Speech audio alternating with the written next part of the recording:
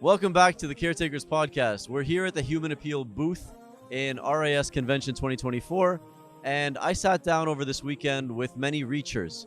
Reachers are people who have either been on deployments with Human Appeal or are currently fundraising to go on a deployment with Human Appeal. They're trying to go to places like Senegal, like Kenya, like Lebanon or Turkey to provide aid to people who need it the most. Over the next few minutes, you'll be hearing their stories, what they've learned, what they've taken away, and what they're hoping to do in the future. Bismillah, we're back here at the RIS Convention, and we have another special guest with us today. Another homegrown talent, am I allowed to say that? Another Londoner. Sarah's here with us, and we're so excited to have her. I'm so happy to be here. I just want everyone to know that I follow his podcast, and he doesn't follow me back. Bro, I will show them right now. He followed before we started the podcast. I followed her a second before this podcast. No. I'm so honored to be here. And to be honest with you, the reason why I followed you is because a lot of your content popped up on my page, on my Explore page, by the way. Yeah. And so I was like, oh, like, this is pretty cool. Like, I like the idea about it. And I was like, no, like, I enjoy your content. Thank you. I appreciate that. We're always trying to push that, like, how do you take care of yourself and take care of others? That's ultimately the goal. If we can achieve that, then alhamdulillah, hopefully it's beneficial. Okay, you're a caretaker.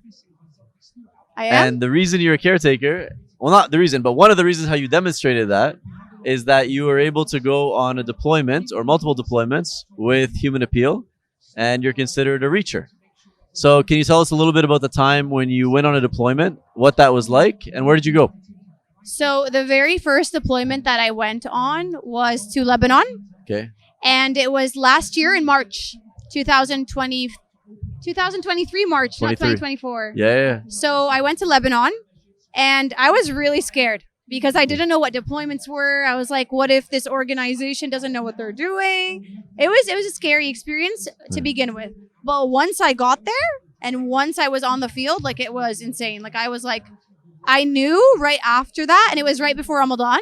Okay. I knew right after that I was going to be a forever reacher. And the reason why is because as much as I tell you about it and as much as you see the videos online and everything, you won't experience it until you're actually there on the field, talking to these families, talking to these children, and actually delivering the aid. You really start to see, like, this is the lifestyle that they're living. This is the world that we live in, and how blinded we are by what's happening around the world. Like, when I was there, all I could think to myself was, when I'm at home, I'm genuinely on the other side of the planet when they say so. Like, food, they lack. Water, they lack. Shelter, they lack. And they still say, alhamdulillah. They still say, we're so happy. We're glad. And they're living in small tents. Like, when I tell you it's the size of my washroom at home, and there's 4 or 5 people living in there, and they're okay with it. And I walk into the houses over there, they don't have shoes on. Like, it's insane. Like, they're so desensitized to it that they're normalizing it. Right. And so I feel like after my very first deployment, I remember I messaged Human Appeal and I told them, nope, I'm forever a humanitarian. And then I changed my bio on Instagram to humanitarian and then other things about me. Because if you can't help people for the rest of your life, then what are you doing for your akhirah at this point? That's all I could think of. I was like, that's all I can do right now is work towards my akhirah. And I have the opportunity to go on that deployment and see what it's like. So now it doesn't stop there. After that deployment, I'm like, okay, I need to really go out there and educate people. This is what's happening. So more people can go and more people can help and more people can tell the world what we're not seeing. You know? SubhanAllah, like, everybody I talked to. So I've interviewed a bunch of people who've been on deployments in the last 2 days. Every single person is like, the day I got back, I was looking like, when's the next deployment I can go on? Yeah. SubhanAllah, it's like, so I'm excited for myself because I'm planning on going, inshallah, in a few months. And I have a sense that that's exactly what's going to happen. And I feel like one thing that really opened my eyes, I don't know if someone else told you this, when I came back to London, Ontario, I started thinking of, what do we have in our community that is similar to that we can do to feel better? Because okay, a charity deployment, you're going and you're helping people over there that are in need. What do we have over here? So then I started looking up food banks, the Muslim kitchen. Muslim soup kitchen. I was like, I started volunteering. I was like, okay, I want to actually help to feel good. Like, it's such a nice feeling to help people. And I feel like we don't do that enough, and it's free. Like we don't go out of our way to do it. Right. So why not go out of our way to do it once a week? There's no such thing as, oh, I'm busy. You have time to do it. Whether it's sharing a post, whether it's going on deployment, whether it's volunteering at the mosque, there's always a way to be a reacher. Yeah. I love that. Like that, bringing it home, because at the end of the day as well, like, yes, we want to go to these different places. You want to go to Lebanon, you want to go to Kenya, you want to go to Senegal, wherever the places that human appeal are going to. But if the people in your own community are not taken care of, and you're only focused on people outside of your community, that doesn't really make a lot of sense either. And it's not the Islamic perspective either. The Islamic perspective is that you start with the people surrounding you and work outwards from there. Alhamdulillah, because the world is so connected now, like with the use of obviously just like transportation and stuff like that, but also social media and online, places very far away seem close at times. But if everybody can start at home and have that be like their building blocks to continue to develop that, it's like a muscle, right? That like as soon as you start working it, it's all you want to do. You just want to help other people, support other people. And I feel like as reachers, like this is what I keep thinking of. Each and every single human on this planet has something they can bring to the table. Yes. So how I thought of it was, I said, okay, everyone is a reacher. You're reaching out to people through your way, the way you are. To give you an example, for me, what did I think to myself? I said, okay, I'm a teacher. When I came back from my trip, I said, I have 24 students to educate. These children, they're youth, they're young. Yeah. They can, even if it's just telling them what happened there, that's one step closer to developing like that brain of like, this is what's happening in countries far away that we don't know. This teaches the child, okay, I want to be kind to my classmate. Okay, I want to give that extra $1 when you're, for example, at the grocery store with my parents, when they say, do you want to donate today? It teaches you to really open your mind to it. Whether you like it or not, you're an influence in your type of occupation or job. And I think that's really important for each and every single one of us to contribute, because if we do, we build a community. The community is built not by one person, not by two, by everyone. And I want to talk a little bit about that community, right? Because you've developed a big online following. And you've been able to use that community in a way to do khair, basically. Like you're able to use it to do good. And you could very easily use it in a different way entirely that you wouldn't want to go down. That's my biggest fear. And so, and it's like a mas'uliyya, like you have that responsibility with the platform that you have. And I've seen it with you. I've seen it with like Shawarma Man. I've seen it with like Golden Gully, and we've talked to them. Alhamdulillah, you've all been able to figure out how to use your platform. And like, I don't even think use your community is the right way, but it's like, how do you engage your community in a way to do good in the world? And I love that you've been able to do that with the platform that you have. I feel like today was an example, and I think it always hits me hard. It hits me hard so much when I'm at an event like this, and then I meet who follows me. And my audience, when I meet them, and my mom was the one that witnessed it today. She was like, this is why I tell you, be careful, be careful.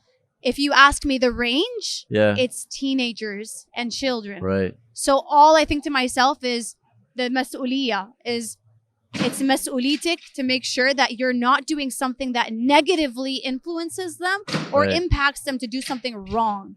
So all I think to myself, I like these reminders. These reminders wake me up to being like, okay, you have to be careful what you're posting, because you don't want them to take that and say, well, she did it, so I can do it. And I won't lie to you, I've made mistakes before. Of course, you're human. You learn from your mistakes, but it's a huge, being part of like Human Appeal and being part of like the REACH program has really like opened up eyes to the youth too, to say, I want to volunteer, I want to do this in the community. How can I get involved in stuff? So that's why I'm like, it's a big like fear for me. It's also like the reverse perspective too, as somebody who's like online and you see people that like influencers or people that you look up to, you have to remember that people are human beings.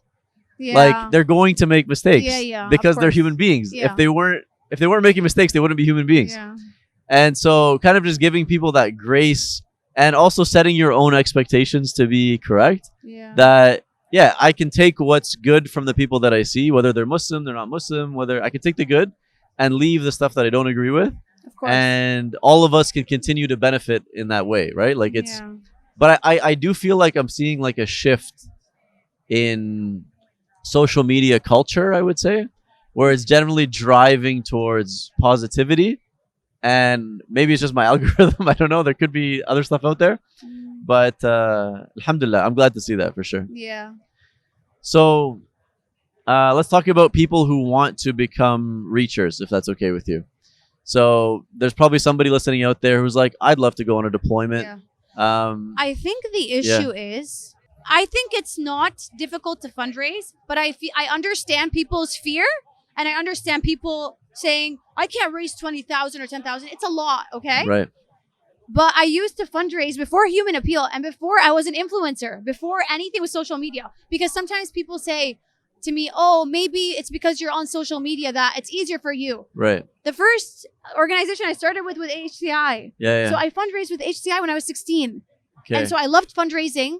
And I fundraised with, do you guys know Sick Kids? Yes. Yeah. The hospital. Toronto, yeah. So I used to work in malls, streets, and the airport. We would have a booth. And you would stand and you'd have to pitch people to talk to them. Right. I genuinely believe that fundraising has different methods of getting money. People think, okay, 20,000, how am I supposed to put a link in my bio and then get that fundraising? Because that's how they're reaching me. Right. They're like, okay, we heard about it from you, but you're on social media. While in reality, if you ask me, majority of my donations come from a group chat because I'm connected with that group chat. And that group chat is on Instagram and it has 10,000 followers. Interesting. I have 400K on Instagram. Yeah. I'm telling you, so it's the a smaller group. The 10K is the one that donates. The Right. 400, the 390, they're there, but they're not connected as much. Right. I think it's more of like, how can you contribute in the community? Bake sales, Yeah. events. I would do this because I'm crazy, but I don't know if other people do this, but I would literally do the street fundraising. Be like, hey, like, do you want to donate or stuff? Selling clothes that you don't want anymore and donating it. Yeah. I feel like a lot of people struggle with the whole fundraising, but they can do it if they set a target for it. Instead of looking at it as 20K, look at it as, I'm going to fundraise. When I hit it, I can hit it. Maybe a year. But don't think to yourself, oh, I want to hit it now. Like, if you do that, it's going to be like far away. I think that's my biggest Your a lot of fundraising them tip. say that to me. No, that's great. That's great advice because honestly, that's probably the biggest barrier that people always have say- to entry is like, I don't think I can fundraise that amount of money. They say, well, where's the deployment? I say the deployment. When's the deployment? Is it all covered? Yeah. What do I have to fundraise? And then I'm like, how much? They're like, never mind. I don't want to fundraise. Yeah. I'm like, no. The whole point is, which is what I love to see, this is what you're going to notice when you go. Okay. When you go there and you see what $40 does, Yeah. when you pay $20 and it feeds one person, for example, or two people, you think to yourself, this is an amana. You're on a trip and you're fundraising for the people over there. We're not sending people to go and give the parcels. There are people in Lebanon, in Kenya, in Pakistan that can give those parcels. Yeah, they're perfectly capable of giving the parcels. What makes you special is that you're able to fundraise to cover your trip and to give that amount to them. And when you see how they are over there, like every time I go, I cry. And Khalil and Zainab know I have my emotional breakdown. There is one time in Kenya, I won't forget. We were opening a water well. Yeah.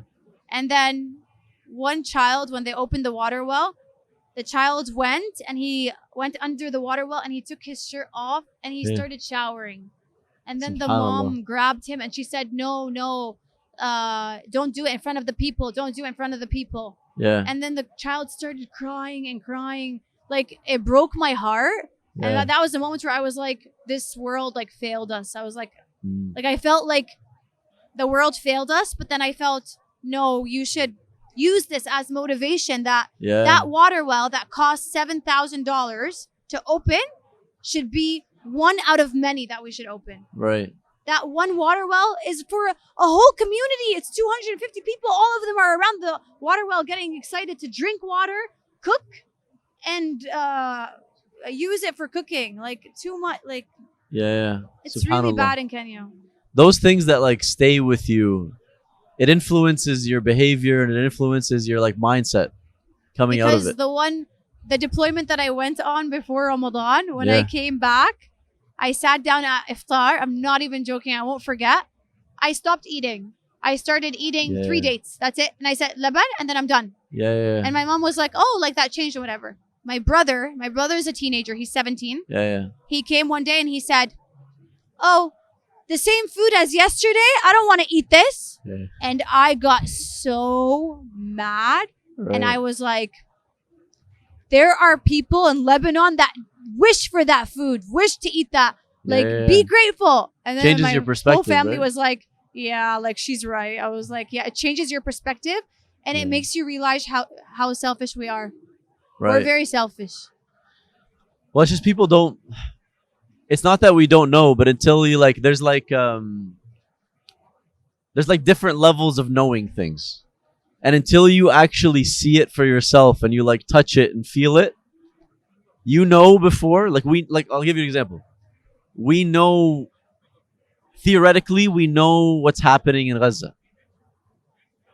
But when you talk to somebody who recently came back from Gaza, they describe things that you don't even think about.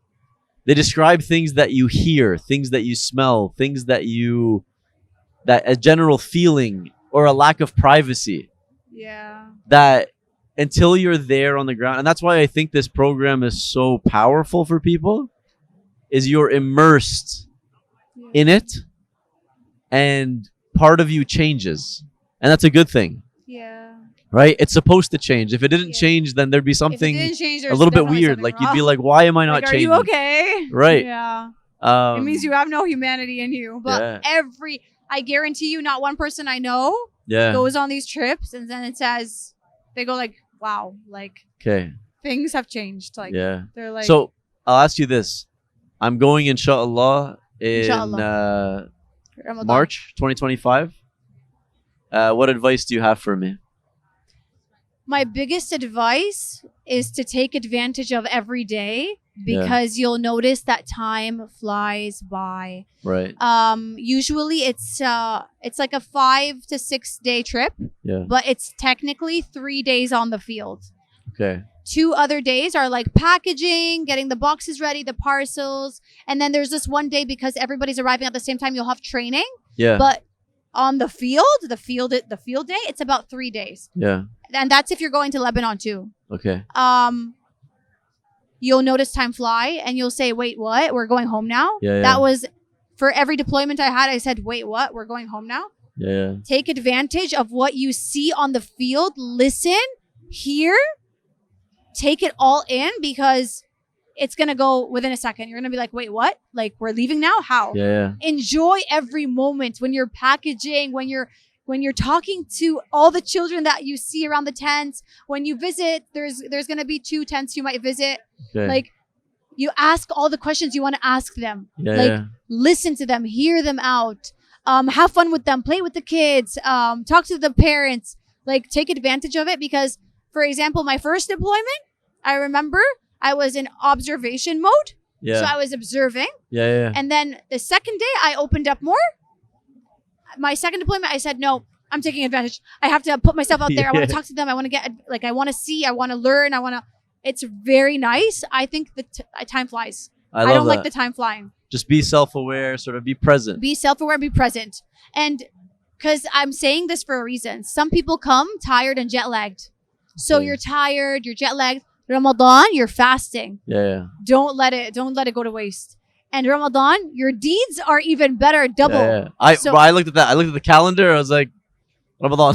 Ramadan, yeah. I was like, so imagine, I know it'll be difficult. Ramadan is even nicer, because they also go into Ramadan spirit. Yeah. And they have like their iftar and everything. So you'll enjoy it a lot. Yeah. Like, it'll be really nice. Inshallah. I'm looking really forward excited to for it. you. I'm looking forward to it. Like, when you come back, I want to hear what your perspective is the minute you come back. Yeah. Yeah. We'll have to record something when we come back. Like a reflection. Honestly, it might be like an hour of silence. Like, you're just seeing me like just like reflecting and processing. You'll notice that, yeah. Like, I remember the plane back. I cried on the plane back. But I remember thinking to myself, like, motivation. Like, I felt energy. I felt energized. I said, I want to do more. Like, you'll be like, I want to be part of Human Appeal. I want to like work for Like, you want to do so much because you see what's happening there. You're like, I want to do more. Like, I want to be part of this mission. Yeah. And I can see that you are already part of it. That's amazing. Yeah. Alhamdulillah. Alhamdulillah. Alhamdulillah. Honestly, it's like the way I view it is it's Allah subhanahu wa ta'ala put us in different places for different reasons. Yeah. I don't view it as something that I've done out of like because I'm good or I'm like it's I view it more of a responsibility. Allah subhanahu wa ta'ala put me in a place where I'm able to give something back to my community and the people that I interact with. And if I don't do it, then He subhanahu wa ta'ala can replace me very easily with anybody else. I'm not special, I'm not indispensable, I'm just like everybody else. And Yeah. I either take advantage of the opportunity and work towards my akhirah like you said, or I don't, and it makes no difference whatsoever to Allah subhanahu wa ta'ala.